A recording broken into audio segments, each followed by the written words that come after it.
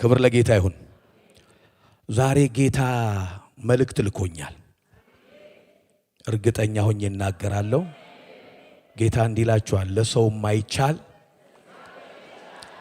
የማይቻል ለናንተ ያቃተውን ለኔ ያቃተውን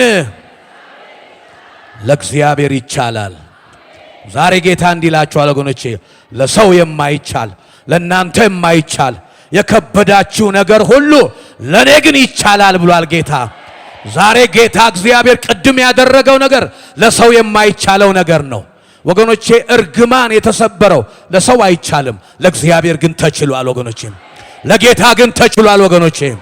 ክብር ሁሉ ለእግዚአብሔር ይሁን። ሃሌሉያ ሃሌሉያ።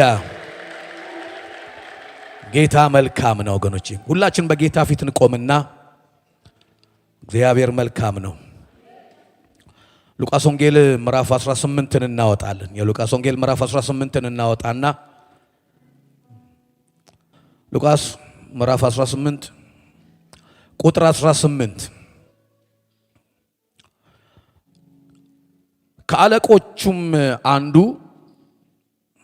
ከአለቆችም አንዱ ቸር መምህር የዘላለምን ሕይወትን እንድወርስ ምን ላድርግ ብሎ ጠየቀው። ኢየሱስም ስለምን ቸር ትለኛለህ? ከአንዱ ከእግዚአብሔር በቀር ቸር ማንም የለም። ትእዛዙን ታውቃለህ። አታመንዝር፣ አትግደል፣ አትስረቅ፣ በሐሰት አትመስክር፣ አባትና እናትህን አክብር አለው። እርሱም ጎበዙ ማለት ነው፣ ይህንን ሁሉ ከሕፃንነቴ ጀምሬ ጠብቄአለሁ አለ። ኢየሱስም ይህን ሰምቶ አንዲት ገና ቀርታለች፣ ያለህን ሁሉ ሸጠህ ለድሆች ስጥ፣ በሰማይ መዝገብን ታገኛለህ፣ መጥተህም ተከተለኝ አለው። እርሱ ግን ይህን ሰምቶ እጅግ ባለጠጋ ነበርና ብዙ አዘነ። ኢየሱስም ብዙ እንዳዘነ አይቶ ገንዘብ ላላቸው ወደ እግዚአብሔር መንግሥት መግባት እንዴት ጭንቅ ይሆን! ባለጠጋ ወደ እግዚአብሔር መንግሥት ከሚገባ ይልቅ ግመል በመርፌ ቀዳዳ ሊገባ ይቀላል አለ። የሰሙትም እንግዲህማ ማን ሊድን ይችላል አሉ። እንግዲህማ ማን ሊድን ይችላል አሉ። ጌታም እንዲህ አለ፣ በሰው ዘንድ የማይቻል በእግዚአብሔር ይቻላል። በሰው ዘንድ የማይቻል በእግዚአብሔር ይቻላል አላቸው። አሜን ወገኖቼ፣ ሃሌሉያ ወገኖቼ። እንደውችን ነገር ሳልል አልለፍ። ሐዋርያ ጳውሎስን የሚያክል ትልቅ ሐዋርያ የእግዚአብሔርን ቃል እንደሚገባ እንዲያመጣ ወደ ቤተ ክርስቲያን መልእክት ይጽፍ ነበር፣ ጸልዩልኝ ብሎ። ቅዱሳን እንፈወስ ዘንድ እርስ በርሳችን ለጸሎት የተጠራን ሰዎች ነን። እዚህ የሚያገለግሏችሁን ሰዎችን በብዙ ትጋት መጽሐፉ እንደሚናገረው የኑሯቸውን ፍሬ ያያችሁ ሰዎችን በጸሎት ደግፏቸው። አሜን ወገኖቼ፣ ከምሬን ብላችሁ ደግፏቸው። እዚህ 24 ሰዓት የሚጮህ ወገኖችን ደግሞ የምትጸልዩ ስላላችሁ ዘመናችሁ ይባረክ። በእውነት ፍሬያችሁን በብዙ ትበላላችሁና ዛሬ ጌታ እግዚአብሔር ለሰው የማይቻል ለእግዚአብሔር ይቻላል። ጌታ እግዚአብሔር ራሱ ነው ይሄን ያለው። በነገራችን ላይ ጌታ ኢየሱስ ክርስቶስ ነው። ምን አለ ጴጥሮስ ቅድም ባነበብነው ቦታ ላይ፣ እንዴት ታዲያ ማን ይድናል አለ ባለ ጊዜ ጌታ ኢየሱስ እንዲህ አለ፣ በሰው ዘንድ የማይቻል በእግዚአብሔር ይቻላል አለ። 4-5 ወይ ነገሮችን ለሰው የማይቻሉ ነገሮችን አይተን ዛሬም ይሄን የክብር ጌታ እንጠራዋለን። እግዚአብሔር በዘመናት መካከል ራሱን ያለ ምስክር አይተውም። ዛሬ በሰው የማይቻል በእናንተ ዘንድ የማይቻለውን እችላለሁ ሊል አብርሃም ምስክር አድርጎ ጠርቶልናል። በሰው የማይቻል በእናንተ ዘንድ የማይቻል በእኔ ይቻላል ሊለን ጌታ እግዚአብሔር የእስራኤል ልጆችን ከግብፅ ምድር መውጣትን ወገኖች ምስክር አድርጎ መጥቶልናል። በሰው የማይቻል በእግዚአብሔር ይቻላል ይባል ዘንድ የድንግል ማርያምን ሕይወትን ወገኖቼ ወደ እኔና ወደ እናንተ ምስክር አድርጎ መጥቶልናል። በሰው የማይቻል ለእግዚአብሔር ይቻላል የሚለውን ቅድም ያነበብነውን ደግሞ ታሪክም ደግሞ ጌታ ምስክር አድርጎ መጥቶልናል። እዚህ ጋር የምታዩቸው ሰዎች ሁሉ የሉም። አሁን እኛ ነን ያለነው። ጌታ እግዚአብሔር አሁን ለእኛ ነው የሚነግረን። በሰው የማይቻል ለሰው የማይቻል ለእግዚአብሔር ይቻላል ይለናል። አሜን ወገኖቼ። እነዚህ የምናነባቸው ቦታዎች አራቱም ጌታ ቃል አውጥቶ በእውኑ ለእግዚአብሔር የሚሳነው ነገር አለን? አንድ በእውኑ ለእግዚአብሔር የሚያቅተው ነገር አለን? ከዛስ በመቀጠል ደግሞ ለሰው የማይቻል ለእግዚአብሔር ይቻላል እያለ ጌታ ስፔሲፊክ አድርጎ ቃል በቃል የተናገራቸውን ቦታና ታሪኮች እናወራለን። እንደ መግቢያ ግን አንድ ነገር ልበላችሁ። የሰው ልጅ ሲፈጠር ብዙ ነገር እንዲሰራ፣ እንዲያከናውን፣ እንዲሰራ በቃ በነገር ሁሉ እንዲከናወንለት የተፈጠረ ፍጡር ነው። ሰው የመፍጠር ችሎታ እንዲኖረው ተደርጎ ተፈጥሯል። ሰው የማድረግ ችሎታ እንዲኖረው ተደርጎ ተፈጥሯል። ሰው የማሰብ ችሎታ እንዲኖረው ተደርጎ ተፈጥሯል። ወገኖቼ ልናስብ ይገባናል። እግዚአብሔር በረዳን መጠን ልንከናወን በተግባር ልንተጋ ተጠርተናል። እግዚአብሔር የሰው ልጅ ሲፈጥር እንደዚህ አድርጎ ነው። ጌታ ኢየሱስ ክርስቶስ በምድር ላይ በነበረበት ጊዜ ምን አለ? አባቴ ይሰራል እኔም ደግሞ እሰራለሁ አለ። ሰራተኛ አባት ነው ያለን። የሚከናወን የሚያከናውን የሚችል አባት ነው ያለን። የሰው ልጅም ሲፈጠር ብዙ ነገሮችን እንዲሰራ፣ እንዲፈጥር፣ እንዲያስብ ተደርጎ ነው የተፈጠረው። በመክብብ 3 ላይ ብትመለከቱት ሰለሞን እንዲህ ብሎ ተናገረ። መክብብ 3 ምዕራፍ 10 መክብብ 3 ቁጥር 10 ላይ እንዲህ አለ። እግዚአብሔር ለሰው ልጆች ይደክሙበት ዘንድ የሰጣቸው ጥረትን አይቻለሁ አለ። በቃ ይጥራሉ። መጣር ለሰው ተሰጥቷል። መስራት ለሰው ተሰጥቷል። ቁጥር 11 ላይ ነገርን ሁሉ በጊዜው ውብ አድርጎ ሰራው። እግዚአብሔር ከጥንት ጀምሮ እስከ ፍጻሜው ድረስ የሰራውን ስራ ሰው መርምሮ እንዲያገኝ ዘላለምነትን በልቡ ሰጠው ይላል። ተፈቅዷል። የሁሉ ነገር ምንጭና ፈጣሪ የሆነው ጌታ እግዚአብሔር የሁሉ ነገር ወገኖቼ ሁሉን መስራት የሚችል ጌታ እግዚአብሔር ለሰው ደግሞ እግዚአብሔር በሰራው ነገር ውስጥን መመራመርን፣ እግዚአብሔር በሰራው ነገር ውስጥን ወገኖቼ ተግባርን፣ ሐሳብን፣ መፍጠርን ሰጠው። ይሄ የሰው ሙሉ ክብሩ ከውድቀት በፊት የነበረ ነው። የሚገርማችሁ ግን በሌላ በኩል ከውድቀትም በፊት ይሄው የሰው ልጅ ፍጡር ስለሆነ ሁሉን ቻይ ፈጣሪም ስላልሆነ የማይችለው፣ የማያደርገው፣ የማይፈጥረው፣ የማይከፍተው፣ የማያድነው፣ የማይሰብረው፣ የማያውቀው ደግሞ ብዙ ነገር አለ። ይህን ማወቅ መልካም ነው። ሰው የሚችለው ነገር አለ፣ ሰው የማይችለው ነገር አለ። ሰው የሚያከናውነው ነገር አለ፣ ሰው የማያከናውነው ነገር አለ። ሰው የሚከፍተው ነገር አለ ወገኖቼ፣ ሰው ደግሞ የማይከፍተው ነገር አለ። ሰው የማይሰብረው ቀንበር አለ ወገኖቼ። ሰው በቃ ማድረግ የማይችለው ነገር አለ፣ የሚችለው ነገር ሁሉ እንዳለ። ጌታ ኢየሱስም ቅድም ሲነግረን ያለው ይሄንን ነው። በሰው ዘንድ የማይቻል ነው ያለን። እኛ ማድረግ የሚገባንን ማድረግ ይሁንልን።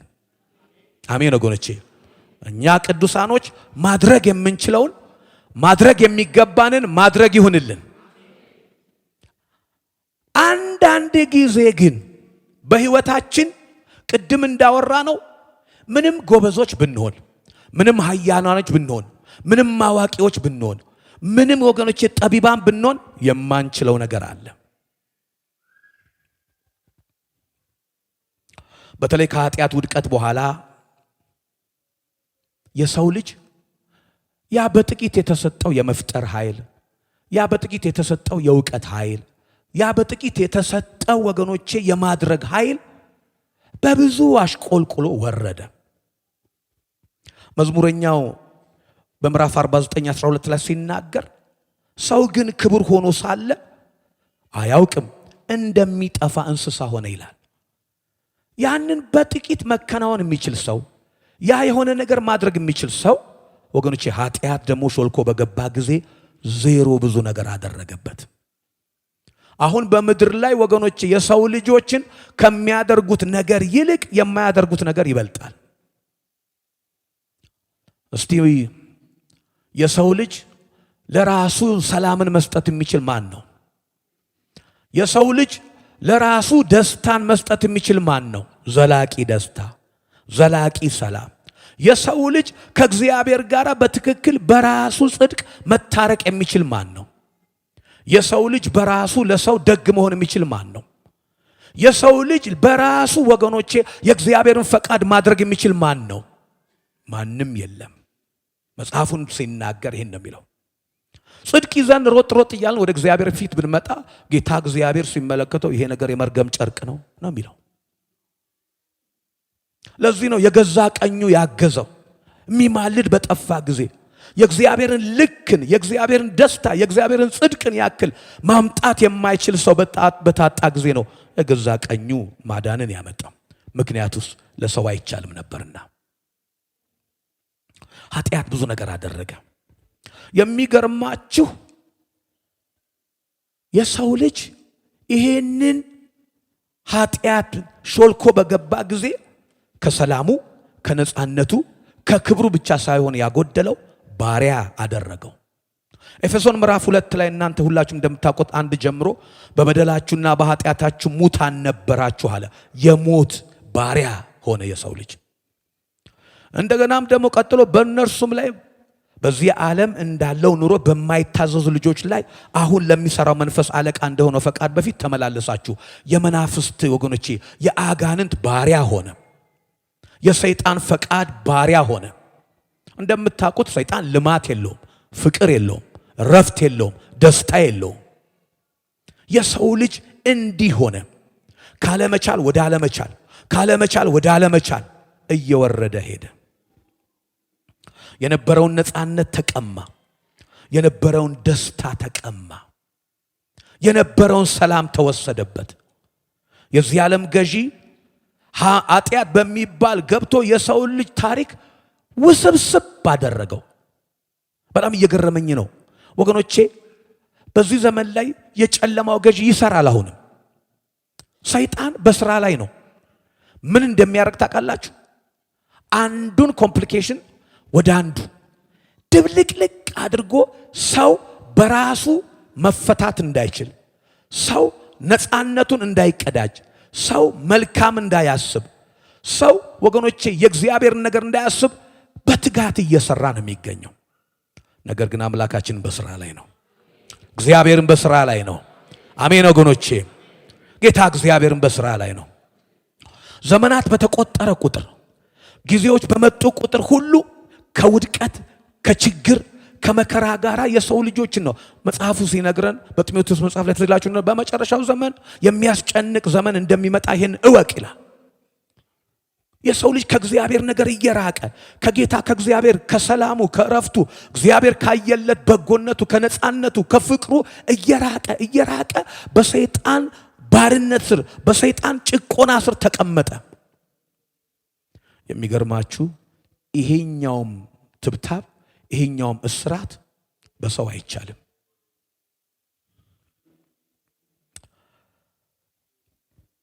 ጌታ ግን ቸር ነው። ነገር ግን በምህረቱ ባለጠጋ የሆነ ቸር ጌታ በራሱ ችሎታ፣ በራሱ ማዳን፣ በራሱ ጉልበት ወደ ሰው ልጆች መጣ። አሜን በሉ ወገኖቼ። ዛሬም ጌታ ወደ እያንዳንዳችን ይመጣል። ለሰው ያልተቻለውን ታግላችሁ ያቃታችሁ ወገኖቼ፣ እኔ ስለ ቤተሰቦቼ በጣም ብዙ ጸልያለሁ። የክብርን ወንጌል የክርስቶስ ኢየሱስ ወንጌል በደንብ እንዲረዱልኝ ስለ ሀገሬ ጸልያለሁ። ለረጅም ጊዜ ጀምሮ ባሪያዎቹ እንደሚያደርጉት መፈታትና ግን ማዳን ግን የሰው አይደለም፣ የሚያድን ጌታ ነው። ለዚህ ነው መጽሐፉም ሲናገር ማዳን የበጉ ነው የሚለው። ዛሬ እዚህ መካከል ያላችሁ ኧረ እኔም ታግየው አቅቶኛል የምትሉ እርምጃችሁን ያጠበበ ነገራችሁን ሁሉ በጣም ውስብስብ ያደረገ አንዱን ስትሉት አንደኛው ተፈታ ስትሉ አንደኛው ምትሉ ጌታ እንዲህ ይላችኋል፣ ልጆቼ ሆይ ለእናንተ ማይቻል ለኔ ይቻላል ይላችኋል። ለሰው ማይቻል ለእግዚአብሔር ይቻላል ይላችኋል ጌታ። አሜን ወገኖቼ። ለሰው ማይቻል ለኔ ይቻላል ይላችኋል። አንቺ ታግለሽው አንተ ታግለው ያቃተ ነገር ላይ ሁሉ እኔ እግዚአብሔር እችላለሁ ይላችኋል ወገኖቼ። ለዚህ ጌታ ክብር እናመጣለን። ሃሌሉያ።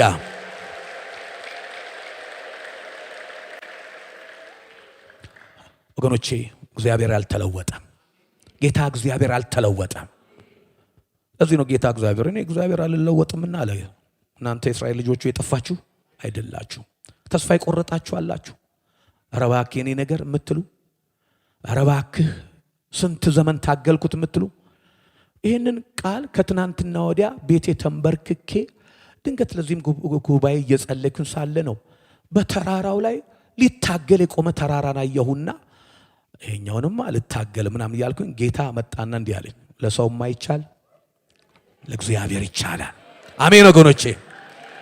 አዋ የሚፈልገው እንድንታገለው ነው።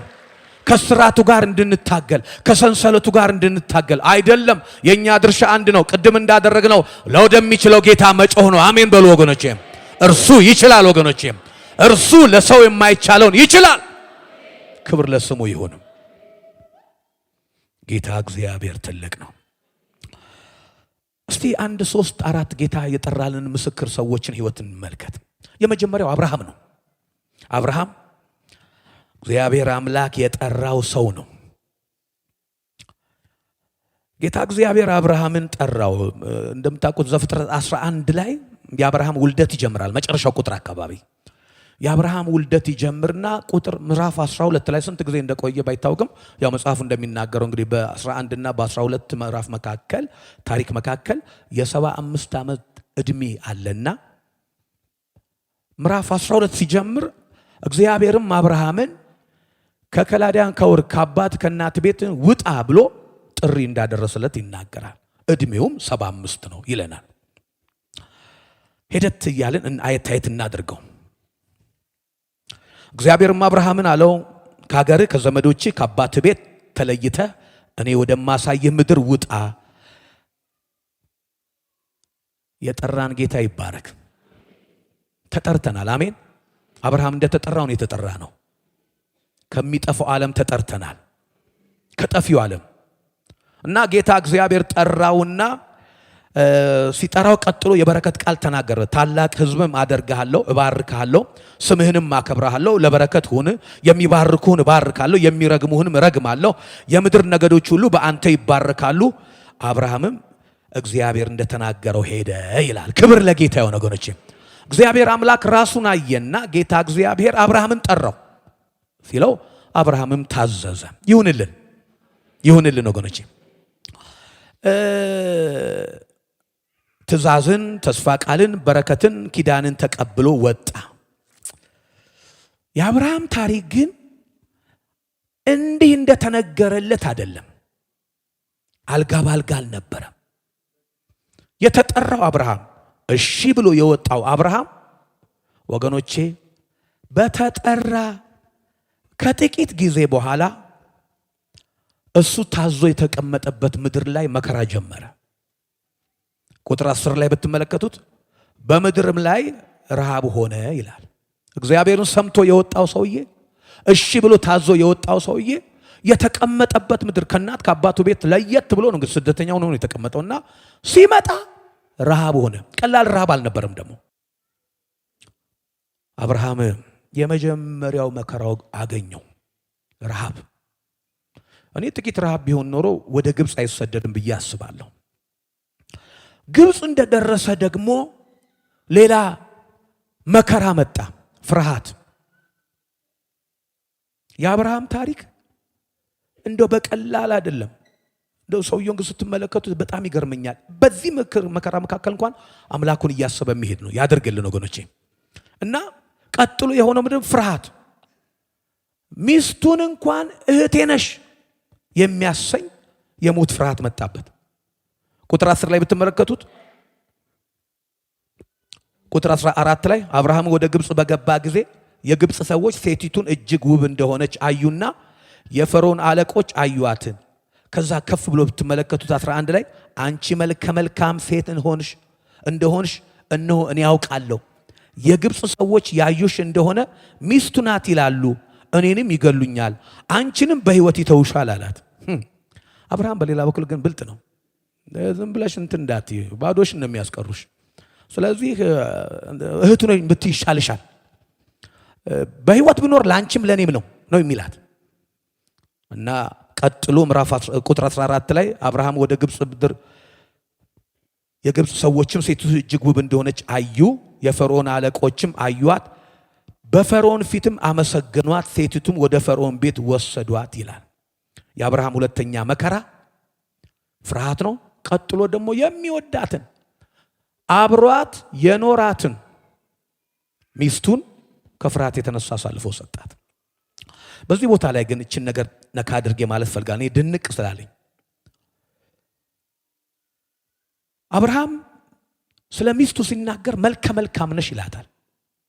የግብፅ ሰዎች ደግሞ እጅግ ውብ እንደሆነች ይናገር አዩና ተናገሩ። የሚገርማችሁ ነገር ልንገራችሁ፣ እድሜዋ ግን 65 ዓመት ነው።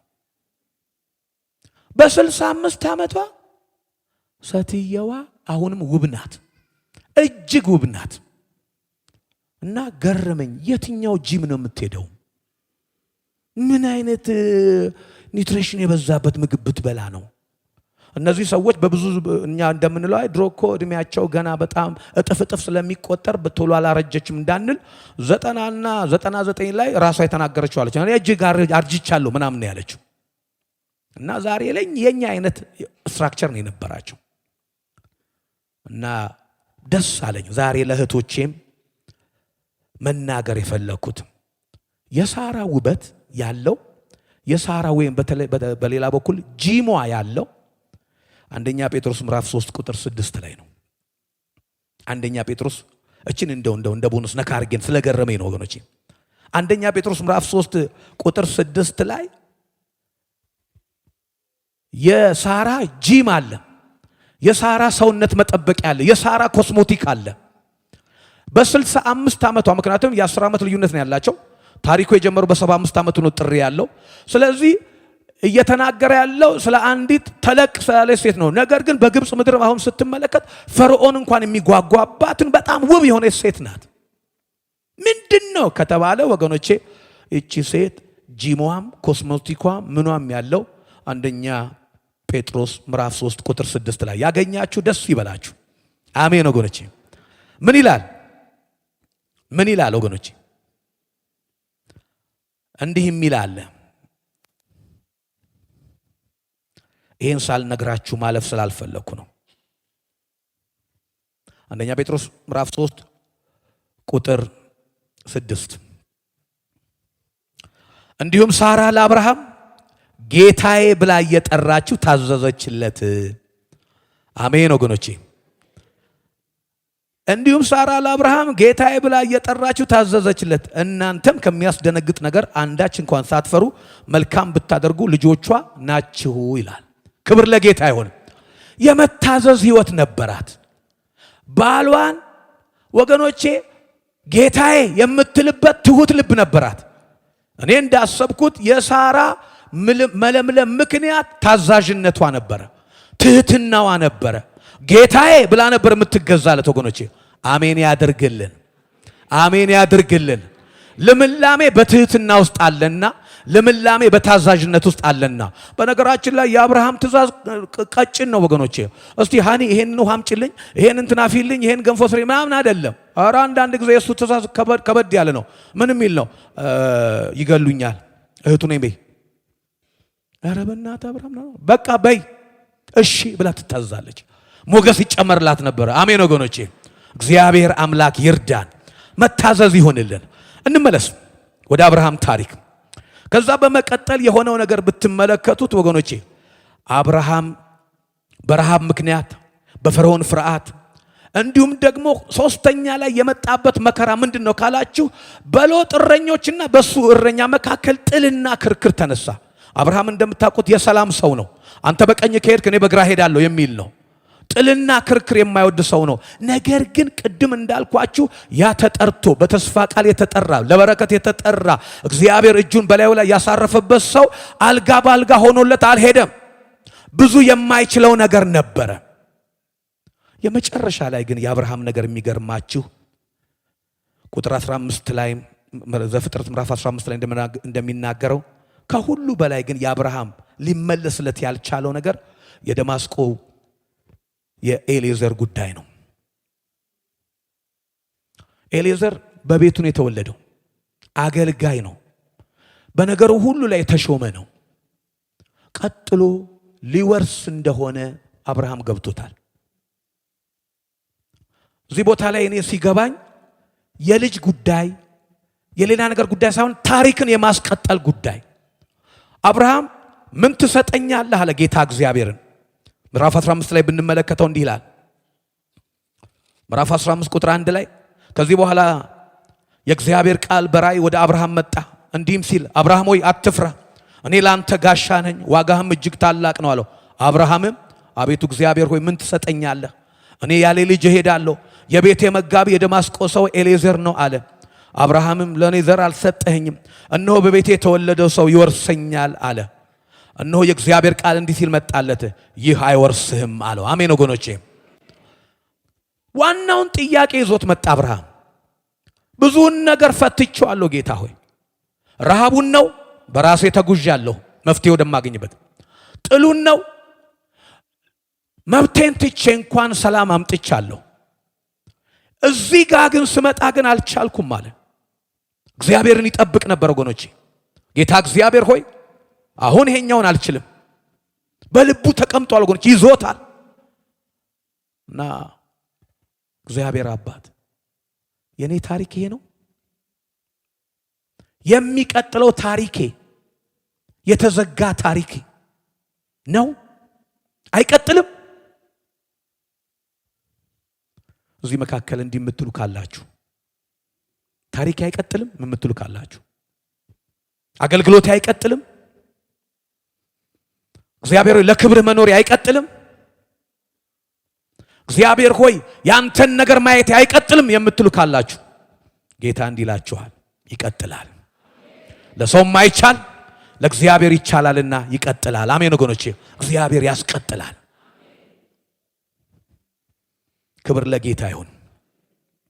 ዛሬም ጌታ የሚላችሁ ይሄን ወገኖቼ፣ የተዘጋ ነገር የሚመስል ካላችሁ፣ ተስፋ የቆረጣችሁበት ነገር ካለ፣ ታሪኬ ተቆርጧል ካላችሁ፣ ቅድም እንደዘመርነው መዝሙር ዛሬ ሲነገረን እንኳን ባክተወኝ ስንት ዘመን የምትሉት ካላችሁ፣ እናንተ ያደመደማችሁት ነገር ካለ ጌታ የሚላችሁ ይሄንን ነው፣ ለሰው ማይቻል ለእግዚአብሔር ይቻላል። ተነሱ ወገኖቼ፣ መስራት የሚገባችሁን ስሩ፣ ማድረግ የሚገባችሁን አድርጉ። በቃ አልቋል ብላችሁ ከተቀመጣችሁበት ተነሱ፣ ጌታን ተስፋ አድርጉና ተነሱ። እግዚአብሔር አምላክ እንዲህ ይላል፣ የደመደምሽውን የዘጋሽውን አለቀ ያልከውን በቃ ያልከውን ነገር ሁሉ እኔ እችላለሁና ተነስ ነው የሚለው። መነሳት ይሆንልን፣ ምክንያቱም ለሰው ማይቻል ለእግዚአብሔር ይቻላልና። ክብር ለእግዚአብሔር ይሁን። እስቲ ለጌታ ክብር እናመጣለን ወገኖቼ። ደስ ይበላችሁ፣ ደስ ይበለን ወገኖቼ፣ ደስ ይበለን። እንዲህ በጨለማው ላይ ብርሃን የሚያበራ አምላክ ነው ያለን። እንዲህ ባለቀና በተቆረጠ ነገር ላይ የሚያስቀጥል አባት ነው ያለን። እንዲህ ወገኖቼ ጠላት ደምድም ያለው ዘግቻለሁ ታሪክ እዚህ ጋር ያበቃል ባለው ነገር ላይ የሚያስቀጥል አምላክና ጌታ ነው ያለን። ክብር ለስሙ ይሁን ወገኖቼ። እግዚአብሔር አምላክ እንዲህ ይላችኋል ወገኖቼ፣ ለሰው የማይቻል ለእግዚአብሔር ይቻላል። ዘፍጥረት ምዕራፍ 18:9 ላይ ስትመለከቱት ታሪኩ እንዲሆኑ እናገኘዋለን። ሃሌሉያ።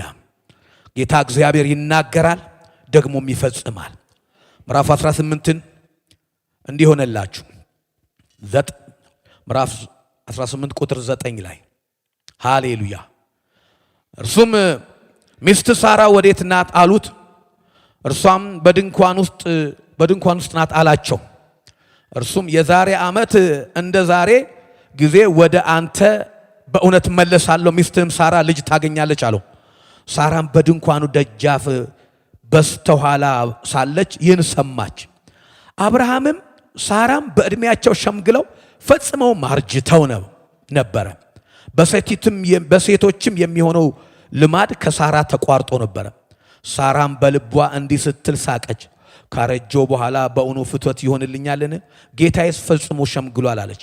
እግዚአብሔርም አብርሃምን አለው ካረጀው በኋላ እወልዳለሁን ስትል ሳራ ለምን ሳቀች አለ። ከዛ ቁጥር 14 ላይ እንዲህ ይላል፣ በእውኑ ለእግዚአብሔር የሚሳነው ነገር አለን?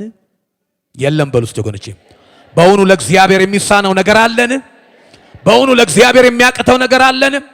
ጉልበቴ ደክሟል የምትሉ ሰዎች በእውኑ ለእግዚአብሔር የሚሳነው ነገር አለን? አሁንማ ዕውቀቴም የለም የምትሉ በእውኑ ለእግዚአብሔር የሚሳነው ነገር አለን? ወገኖች የተዘጋውን ደጅ አይታችሁ አርፍኖ ከእንግዲህ ወዲህ አልንቀሳቀስም ያላችሁ በእውኑ ለእግዚአብሔር የሚሳነው ነገር አለን? እስቲ የለም በሉ ወገኖቼ። ለእግዚአብሔር የሚሳነው ነገር የለም። ክብር ለእግዚአብሔር ይሁን። ለጌታ ለእግዚአብሔር የሚሳነው ነገር የለም። ምዕራፍ 21 ላይ ሃሌሉያ፣ ምዕራፍ 21 ታሪክ ተለወጠ።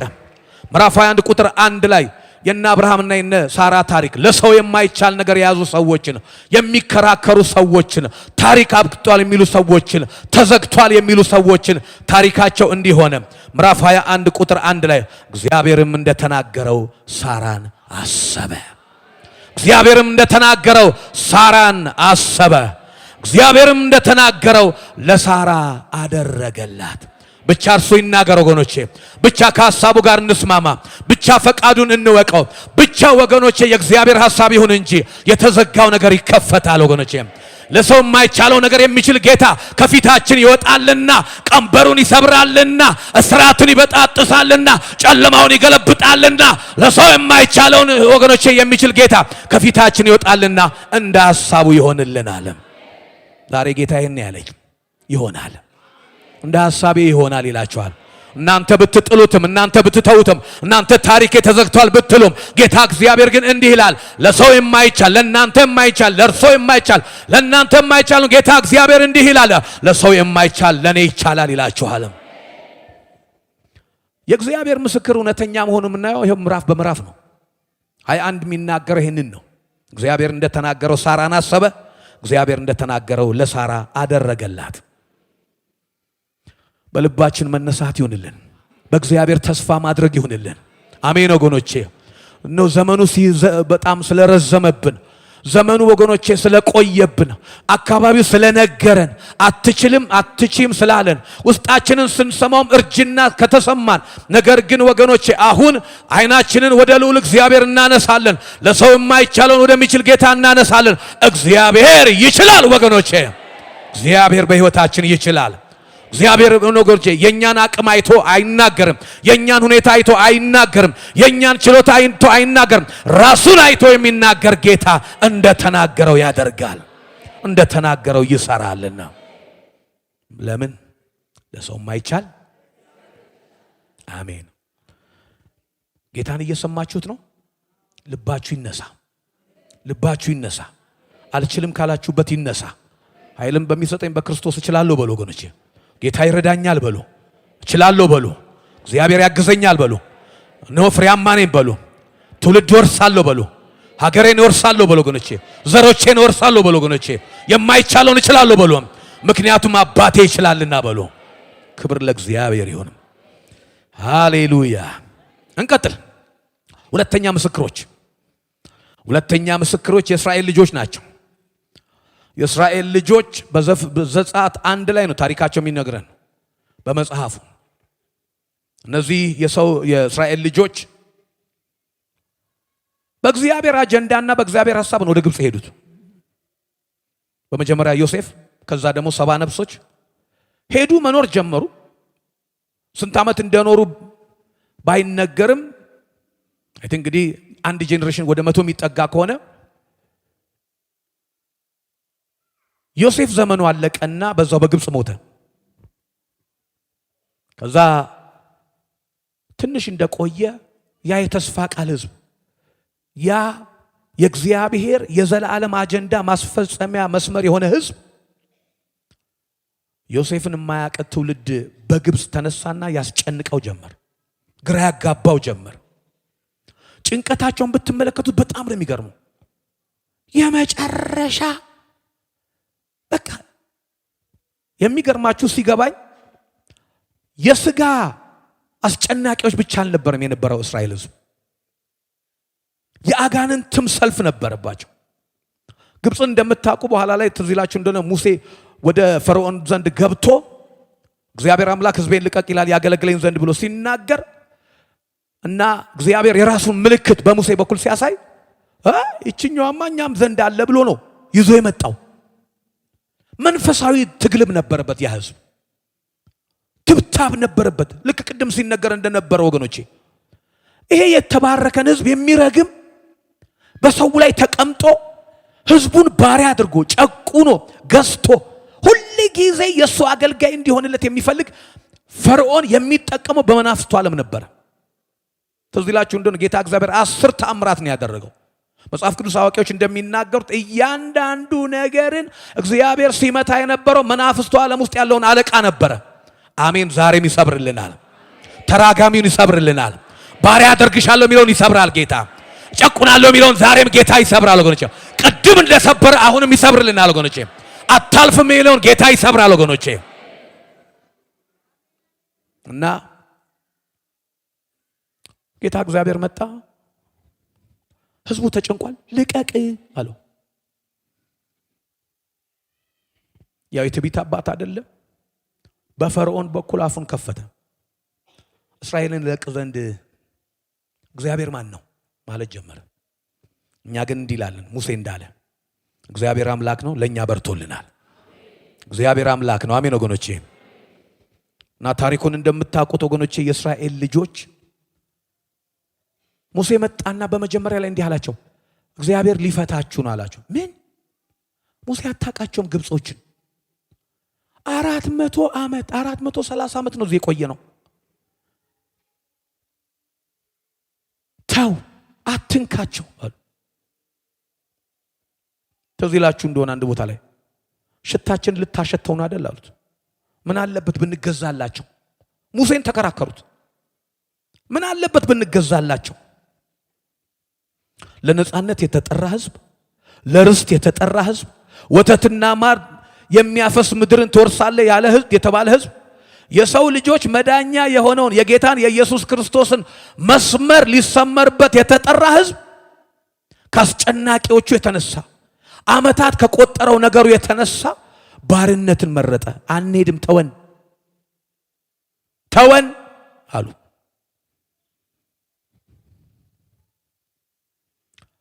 ለሰው የማይቻለውን የሚችል ጌታ መጣ። በታናሹ በሙሴ እኔ የሙሴን ታሪክ በጣም ይገርመኛል። በታናሹ በሙሴ ለዛውም ንግግር በማይችለው በሙሴ በኩል ትልቁ እግዚአብሔር መጣ። ወገኖቼ ለኛ የሚያቅተን ነገር ትልልቅ ነገር አይደለም የሚፈልገው፣ እግዚአብሔር ትንሽ ነገር ነው የሚፈልገው። አሜን ወገኖቼ። እሱ ትልቅ መሆኑን ብቻ ማወቅ ይሁንልን። የት ብሄድ ነው ይሄኛው ታሪክ የሚፈታው አትበሉ። የት ማን ጋር ብሄድ ነው ይሄኛው ነገር ታሪክ የሚገለበጠው አትበሉ። ወደ ልዑል እግዚአብሔር መምጣት ይሆንልን። እግዚአብሔር አምላክ በእናንተ ታሪካችሁን ይለውጣል። በእናንተ የቤታችሁን ታሪክ ይለውጣል። በእናንተ የዘመናትን እንቆቅልሽ ይበጥሳል። እኔ ወደ ጌታ እንደመጣው እስከ ዛሬ የምናገረውን ቤተሰብ ውስጥ የነበረውን ታላላቅ ነገሮችን ጌታ ሰብሮ ሲያሳልፍ አይቻቃለሁ ወገኖቼ።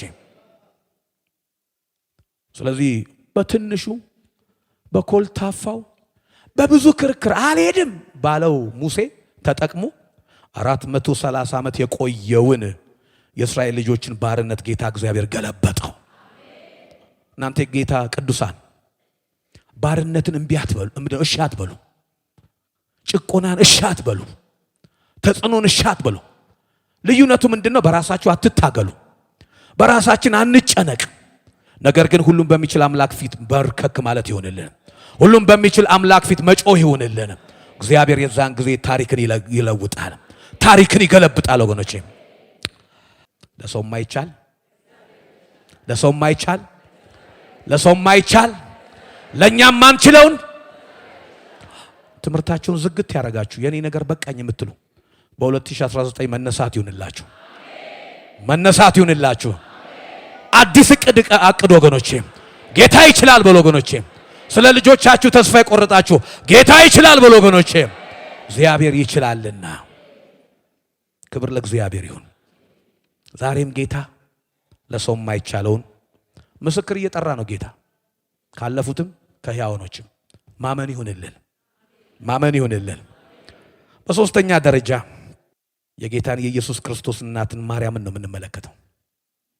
የእስራኤል ታሪክ እንደምታውቁት ወገኖቼ በዘጸአት 12:41 ላይ 430 ዓመት ከተፈጸመ በኋላ በዚያን ጊዜ የእግዚአብሔር ሰራዊት ሁሉ ከግብፅ ወጣ ይላል። አሜን በሉ ወገኖቼ።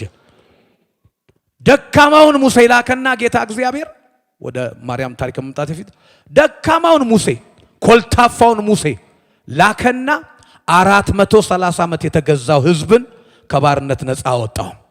ቃል በቃል እንዲህ ይላል ዘጸአት ምዕራፍ 12:41 ላይ እንዲህ ነው የሚለው 430 ዓመት ከተፈጸመ በኋላ በዚያን ቀን የእግዚአብሔር ሰራዊት ከግብፅ ወጣ። አሜን በሉ ወገኖቼ። ለጌታ ክብር ይሁን። አሜን። ጭብጨባ ይሁን።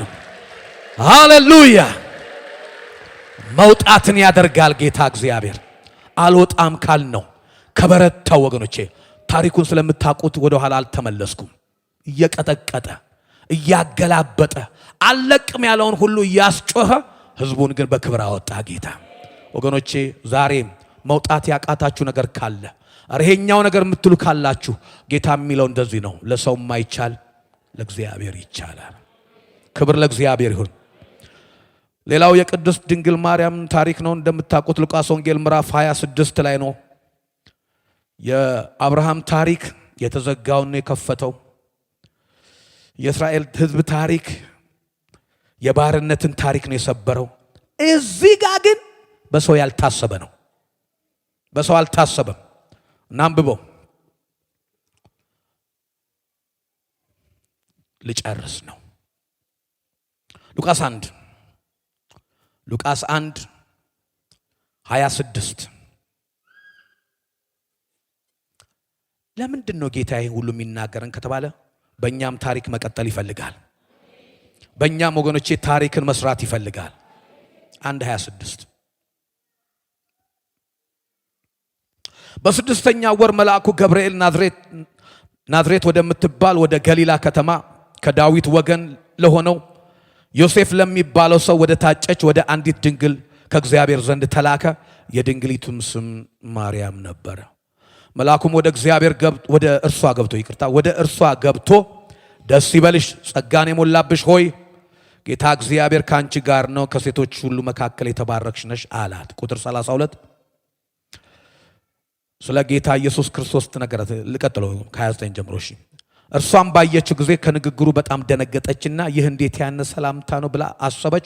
መልአኩም እንዲህ አላት፣ ማርያም ሆይ በእግዚአብሔር ፊት ጸጋን አግኝተሻል አላት። አትፍሪ። አሜን በሉ ወገኖቼ።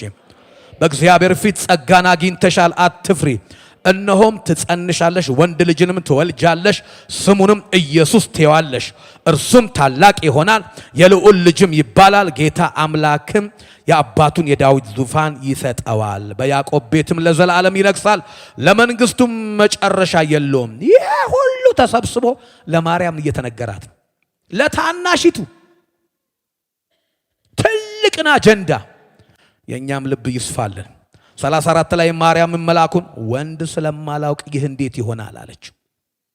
ይሄ ከዚህ በፊትም አልሆነም ከዚህ በኋላም አይሆንም። አንድ ወንድም እንደዛ አለኝ። የተደረገው ነገር ከዚህ በኋላም አይሆንም። መልአኩ መልሶ አላት፣ መንፈስ ቅዱስ ባንቺ ላይ ይመጣል፣ የልዑል ኃይልም ይጸልልልሻል። ስለዚህም ደግሞ ካንቺ የሚወለደው ቅዱስ የእግዚአብሔር ልጅ ይባላል። እነሆ ዘመድሽ ኤልሳቤጥ እርሷም ደግሞ በእርጅናዋ ወንድ ልጅን ጸንሳለች፣ ለእርሷም መካን ትባል ለነበረች ይህ 6ኛ ወር ነው ካላት በኋላ ዛሬ ይህንን አንድ ላይ እናውጃለን። ቁጥር 37 ምን ይላል? ለእግዚአብሔር አራ ይሰማ ለእግዚአብሔር የሚሳነው አረ የአባታችሁን ታላቅነት ተናገሩ ወገኖቼ። ለእግዚአብሔር የሚሳነው ነገር የለምና። እንድገመው፣ ለእግዚአብሔር የሚሳነው ነገር የለምና። ለጌታ ክብር እናመጣለን ወገኖቼ። ለእግዚአብሔር የሚሳነው ነገር የለምና። ቅድም ተመለከትን የአብርሃምን ታሪክ፣ የተዘጋን ቀጠለ ጌታ። ቅድም ተመለከትን የእስራኤል ልጆችን ታሪክ፣ የባርነቱን ዘመን በነፃነት ለቀቀ። ይሄኛው ደግሞ ያልታሰበ ነው ወገኖቼ። ነገር ግን ለእግዚአብሔር ይቻላል። እናንተ ያላሰባችሁትን ወገኖቼ እኔ የምትሉበት ነገር ካለ ለእግዚአብሔር ይቻላል። እኔም አልችልም የምትሉት ነገር ካለ ጌታ የሚላችሁ ይሄን ነው። ለእግዚአብሔር ይቻላል፣ ለኔ ይቻላል ይላችኋል ወገኖቼ። ራሳችሁን ያያችሁበትን ትታችሁ፣ ራሳችሁን ያሰባችሁበትን ትታችሁ ጌታ የሚላችሁ ይሄን ነው። ለሰው የማይቻል ለእግዚአብሔር ይቻላል። እንዲህ አላትም፣ ለእግዚአብሔር የሚሳነው ነገር የለምና። በመልአኩ በኩል ጌታ ይሄንን ተናገረ። ክብር ለእግዚአብሔር ይሁን። ወገኖቼ ልጨርስ። ቅድም ወዳልነው ታሪክ እንምጣ። የመጨረሻ የደህንነታችን ታሪክ የተነሳንበት ቅድም ታሪክ ሉቃስ ወንጌል ምዕራፍ 18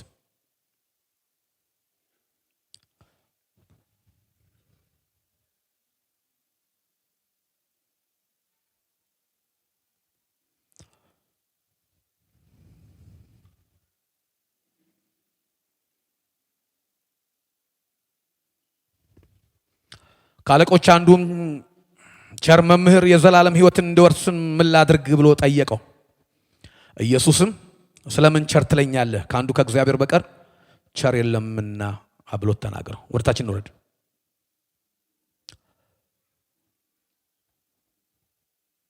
በልቡ የራሱን ጽድቅ፣ የራሱን ችሎታ፣ የራሱን ነገር ይዞ የእግዚአብሔርን ጽድቅ ፍለጋ መጣ።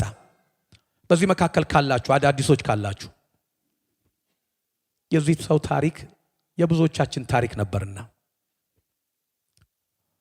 እና በልቡ ላይ ትናንትና የታገለበትን ትናንትና በእግዚአብሔር ፊት የሞካከረውን እርሱ ከራሱ ጋር ሲያስተያይ ፈጽሞታል። ይሄንም አድርጌዋለሁ ነው ያለው። በአምላኩ በእግዚአብሔር ፊት ሲታይ ግን ጎዶሎ ነበረ። ትእዛዝን ታውቃለህ፣ አታመንዝር፣ አትግደል፣ አትስረቅ። መጀመሪያ ያለው ነው ከእግዚአብሔር በቀር ማንም ቸር የለም። ትእዛዝን ታውቃለህ። ከላይ ስትመለከቱት ካለቆች አንዱ ምን አለ? የዘላለም ሕይወት እንድወርስ ምን ላድርግ ብሎ ነው የመጣው። እዚህ ያላችሁ አዲሶች የዘላለም ሕይወት ለመውረስ ምን ላድርግ የምትሉ ካላችሁ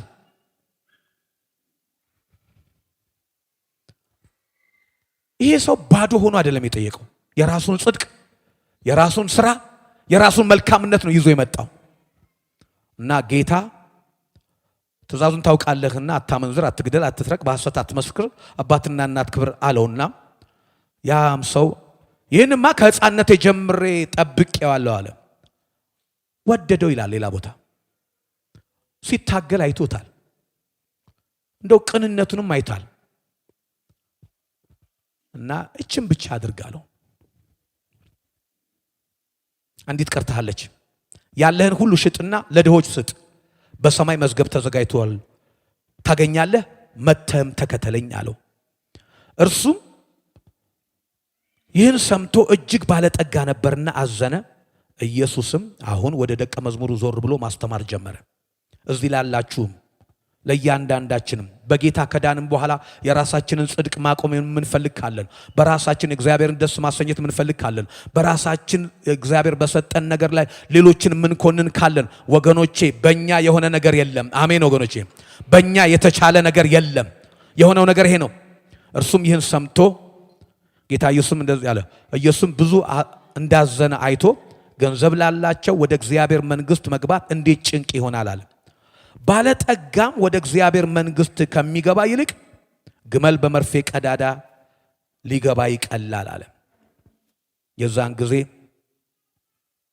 የሰሙትም እንዲህ ይሉ ጀመር።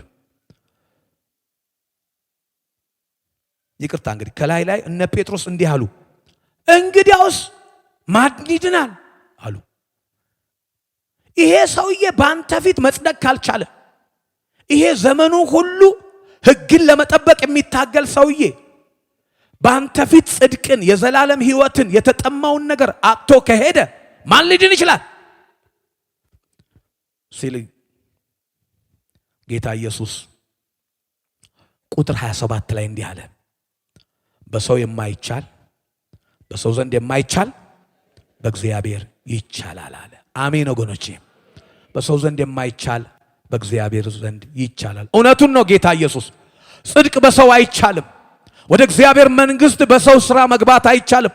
ቅድም እንደተነጋገርነው የሰው ልጆች ሁሉ መልካም ሥራ ለመጽደቅ ከሆነ በእግዚአብሔር ፊት እንደ መርገም ጨርቅ ነው። ማንኛውም ሰው ልጆችን እግዚአብሔርን ደስ ላሰኘው እስቲ ብለው ከራሳቸው ከጌታ ሳይቀበሉ ወገኖቼ መጽሐፍ እንደሚነግረን ከክርስቶስ በሚገኝ የጽድቅ ፍሬ ሳይሆን በራስ ትግል የሚመጣ ነገር ሁሉ ጌታ ሲመለከተው እንደ መርገም ጨርቅ ነው ወገኖቼ። ወደ እግዚአብሔር ሊደርስ አይችልም። ስለዚህ እውነቱን ተናገራቸው። ይሄኛውን መንገድ እንዳትሞክረው፣ እናንተም ብትሆኑ እንዳትሞክሩት። ጽድቅ የሚቻለው በጌታ በእግዚአብሔር ሥራ ብቻ ነው። ዛሬ አዳዲስ ሰዎች ካላችሁ ያጸድቀን ዘንድ እግዚአብሔር ችሎታ አድርገው ልጁን ሰጠን። ራሳችን አንችልም ወገኖቼ፣ መልካምነታችን አንችልም። ይልቁኑ ይሄ ሰው ደግሞ ወገኖቼ ሁሉን ያደረገ ሰው በእግዚአብሔር ፊት ጽድቅህ ሙሉ አይደለም ከተባለ እኔና እናንተማ በኃጢአት የኖርን ሰዎች እንዴት ይከብደን። ነገር ግን እግዚአብሔር ልጁን ክርስቶስን ጽድቅ አድርጎ ሰጠን። አሜን በሉ ወገኖቼ። ጌታ ኢየሱስን ብቃት አድርጎ ሰጠን። ጌታ ኢየሱስ ክርስቶስን ለኔና ለናንተ ለማንችል ሰዎችን መቻል አድርጎ ሰጠንና ዛሬ በዚህ የመጣችሁ ሁሉ እግዚአብሔር አምላክ መቻልን ሰጥቷችኋል። የምትችሉበትን መንገድ ሰጥቷችኋል። ጻድቅ የምትሆኑበትን መንገድ ሰጥቷችኋልና ይሄን ጽድቅ የሆነውን ጌታ ይሄንን ወገኖቼ ያስቻለንና እንድንችል የረዳንን ጌታ መከተል ይሆንልን። በመጨረሻ በራእይ ምዕራፍ 5 ላይ መጽሐፍቱን ይወስድ ዘንድ ማህተቡን ይፈታ ዘንድ ተፈልጎ በታጣ ጊዜ ለሰው የማይቻለውን የሚችል ጌታ መጣ። የታተመ ነገር ካላችሁ፣ ግራ የሚያጋባ ነገር ካላችሁ የታረደው በግ ይችላል። የታረደው በግ ይከፍታል። የታረደው በግ ወገኖቼ የታተመውን ነገር ሁሉ ይነቃቅላል። አይደለም በምድር ላይ በሰማይ ያለውን ሁሉ የቻለ ጌታ አለ። ለዚህ ጌታ ክብር ማምጣት ይሆንልን። ሃሌሉያ።